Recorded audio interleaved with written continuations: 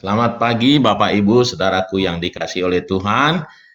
Salam sejahtera bagi kita semua, salam sehat ya.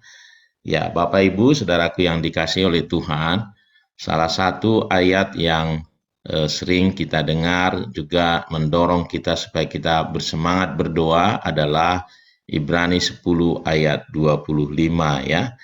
Katanya kita harus semakin giat melakukannya menjelang hari Tuhan yang mendekat. Kita harus semakin giat,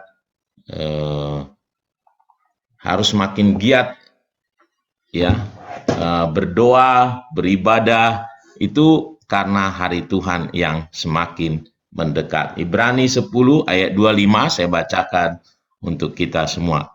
Janganlah kita menjauhkan diri dari pertemuan-pertemuan ibadah kita seperti dibiasakan oleh beberapa orang, tetapi marilah kita saling menasehati dan semakin giat melakukannya menjelang hari Tuhan yang mendekat. Nah, ini sering kali kita pakai juga sebagai hamba Tuhan untuk mendorong, memotivasi setiap kita untuk lebih bersemangat, lebih giat lagi dalam beribadah, dalam kita juga berdoa, seperti halnya pagi hari ini. Tetapi Bapak Ibu, ya, yang dipakai di sini untuk mendorong kita adalah hari Tuhan yang semakin mendekat. Jadi menarik sekali kalau kita ingin belajar mengenai hari Tuhan yang semakin mendekat. Nah, bagi banyak orang dan ada yang salah juga, banyak anak Tuhan ya memahami hari Tuhan itu adalah sesuatu yang menakutkan. Jadi dia dimotivasi oleh sesuatu yang menakutkan gitu. Memang ada dua hal bisa faktor pendorong adalah satu yang bersifat negatif, satu yang bersifat positif. Nah, bagi orang yang tidak mengenal Tuhan, memang hari Tuhan yang mendekat itu menjadi sesuatu yang menakutkan. Tetapi sebenarnya kalau bagi anak Tuhan, ya, hari Tuhan yang mendekat itu justru adalah hal positif. Itu sebabnya dipakai untuk mendorong kita untuk supaya kita lebih giat lagi di dalam Tuhan, beribadah itu di dalam Tuhan ya. Nah, memang tidak bisa dipungkiri pada akhir zaman banyak kesusahan. Pada hari-hari kedatangan Tuhan menjelang hari Tuhan itu banyak kesusahan. Tetapi sekali lagi banyak firman Tuhan meneguhkan kita sekalipun banyak kesusahan karena Tuhan menyertai kita, maka kesusahan itu sebenarnya tidak menimpa setiap anak Tuhan. Ya, kesusahan-kesusahan itu ya memang mungkin dihadapi oleh anak Tuhan, tetapi Allah menyertai kita sehingga kita bisa melaluinya. Sehingga yang menyertai kedatangan Tuhan itu bukan jadi sesuatu yang menakutkan. Yang kedatangan Tuhan itulah yang memberikan sukacita, pengharapan di dalam kita. Nah, saya akan juga bacakan untuk kita ya apa yang sebenarnya yang disampaikan oleh Rasul Paulus mengenai kedatangan Tuhan, sehingga dia menjadi sesuatu faktor pendorong. Hal-hal yang baik itu justru gitu ya. Makanya sampai dikatakan mari kita giat melakukannya menjelang hari Tuhan. Kenapa? Karena itu sesuatu yang bagus, itu kita harapkan. Jadi kita makin giat supaya kita menikmati kedatangan Tuhan yang luar biasa. Nah, 1 Tesalonika ayat 1 Tesalonika 4 ayat 13 sampai 18 ya, demikian Rasul Paulus menjelaskan gitu ya kedatangan Tuhan itu. Ya, ini sering kita baca kalau ada penghiburan ya. Selanjutnya, kami tidak mau saudara-saudara bahwa kamu tidak mengetahui tentang mereka yang meninggal, supaya kamu jangan berduka cita seperti orang-orang lain yang tidak mempunyai pengharapan. Perhatikan di sini, orang yang berduka saja, ya, orang yang berduka karena ditinggal oleh kekasihnya, Yang disampaikan Rasul Paulus untuk menghiburnya adalah kedatangan Tuhan. Perhatikan di sini ya. Karena ayat 14, karena jikalau kita percaya bahwa Yesus telah mati dan telah bangkit, maka kita percaya juga bahwa mereka yang telah meninggal dalam Yesus akan dikumpulkan Allah bersama-sama dengan Dia. Ini kami katakan kepadamu dengan firman Tuhan, kita yang hidup, yang masih tinggal sampai kedatangan Tuhan, sekali-kali tidak mendahului mereka yang telah meninggal. Sebab pada waktu tanda diberi, yaitu pada waktu penghulu malaikat berseru dan sangkakala Allah berbunyi, maka Tuhan sendiri akan turun dari sorga dan mereka yang mati dalam Kristus akan lebih dahulu bangkit. Sesudah itu, kita yang hidup, yang masih tinggal, akan diangkat bersama-sama dengan mereka dalam awan menyongsong Tuhan di angkasa. Demikianlah kita akan selama-lamanya bersama-sama dengan Tuhan. Karena itu, hiburkanlah seorang akan yang lain dengan perkataan-perkataan ini.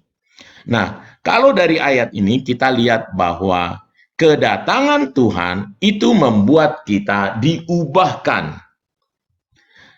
Kedatangan Tuhan akan membuat kita bersama-sama selama-lamanya.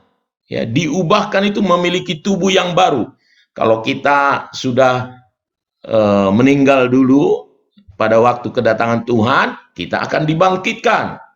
Kalau kita masih hidup, kita akan diberi tubuh yang baru. Lalu tubuh yang baru yang tidak akan mengalami rasa sakit. Ya.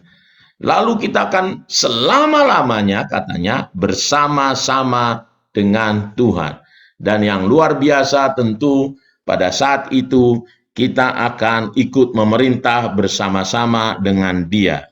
Nah, kalau kita lanjut di kitab Wahyu, akan ada kerajaan 1000 tahun, di mana Tuhan kita memerintah, kita bersama-sama dengan Tuhan kita memerintah bersama-sama dengan Dia.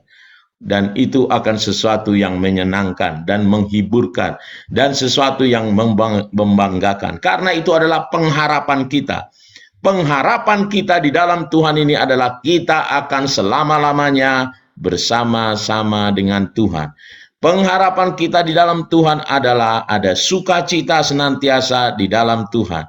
Pengharapan kita bersama-sama dengan Tuhan adalah kita tidak lagi mengalami kesukaran dan kesulitan. Ya, jadi itu menjadi sesuatu yang kita harapkan. Ya, itu adalah sesuatu yang kita harapkan kalau kita orang yang percaya kepada Yesus. Ya. Nah, jadi jangan confuse banyak anak Tuhan karena memang di luar sana ada pengajaran ya akhir zaman itu adalah sesuatu yang menakutkan karena dunia akan berlalu. Itu benar, tetapi kita memiliki Yerusalem baru, dunia yang baru. Ya, dunia lama mungkin boleh akan lenyap itu, tapi nanti setelah kerajaan 1000 tahun. Jadi masih lama.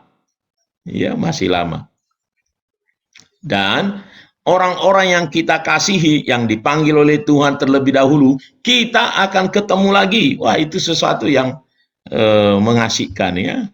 Dan kita akan bertemu ya besok-besok dengan para tokoh-tokoh di dalam Alkitab. Ya. Kita akan bisa bertanya yang mungkin selama ini rahasia, kita bisa tanya mengapa, mengapa, dan mengapa. Ya. Wow, luar biasa. Ya. Kehidupan kita akan sama seperti kehidupan Yesus yang bangkit dari kematian. Ya. Nah, mari Bapak Ibu, kita harus pahami bahwa akhir zaman yang disebut di dalam Alkitab bukan maksudnya langsung dunia ini akan berakhir langsung, gitu tidak.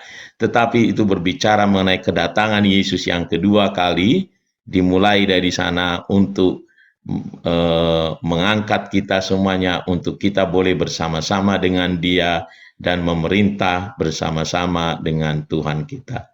Dan itu akan selalu hal yang luar biasa dinantikan. Itu sebabnya Rasul Paulus juga memakai itu untuk menghibur kita ketika kita kehilangan orang-orang yang kita kasihi.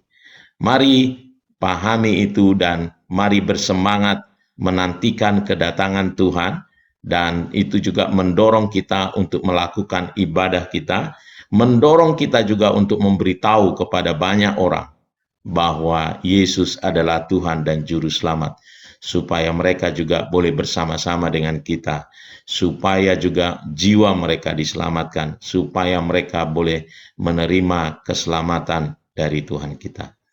Mari, itulah yang juga akan memotivasi kita dalam berdoa, ya, dengan kasih, dengan belas kasihan, karena mengerti hari Tuhan semakin dekat, membuat kita semakin semangat di dalam Tuhan. Tuhan Yesus memberkati kita semua. Mari kita berdoa, saudaraku.